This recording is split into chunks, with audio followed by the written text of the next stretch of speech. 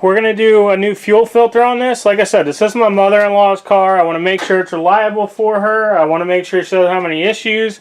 So the fuel filter is all the way back here next to the, like underneath and next to the brake booster. So Wayne's going to get some of this intake stuff out of the way, and hopefully that allows me to show you guys a little bit better about what we're doing, just in case you want to change your fuel filter. And this is common on a lot of other different vehicles as well. It just depends on where they're located. Some are underneath, like GM usually does it underneath, super easy to get to. But this is a Ford, so there you go. Here is, oh, let's get them face the same direction. This has Motorcraft, so it's probably original-ish. And here's the new one we're getting. So came with new clips as well. I'll put the clips in a while.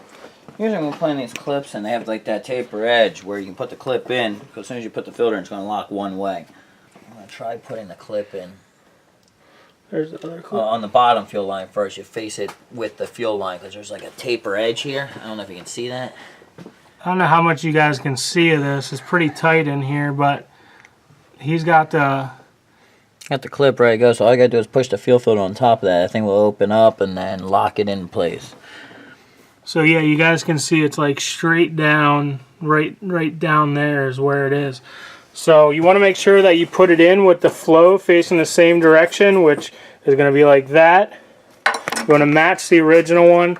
Don't go based off of which end is crimped or whatever. Look at the actual... I always think they look like they should be in the other way just by looks. Yeah, all the fuel filters have a flow on the side of them. Just make sure that the flow is going the right direction. Otherwise, you're going to have fuel starvation issues.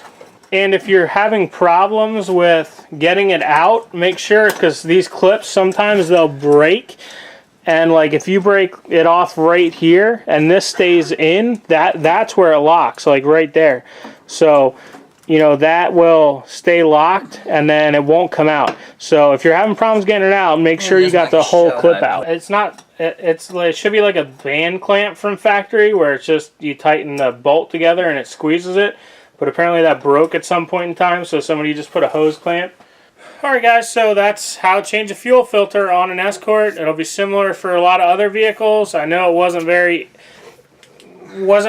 in-depth of showing you because it's very hard to see. Difficult. But I hope this helped you guys somewhat. If you have any questions, let me know down below. Also, check out the links in the description to our decal business. Really helps the channel. Make sure you subscribe because we're coming at you daily. Every single day there's a new video up. So we'll see you on the next one, guys. Thanks for watching.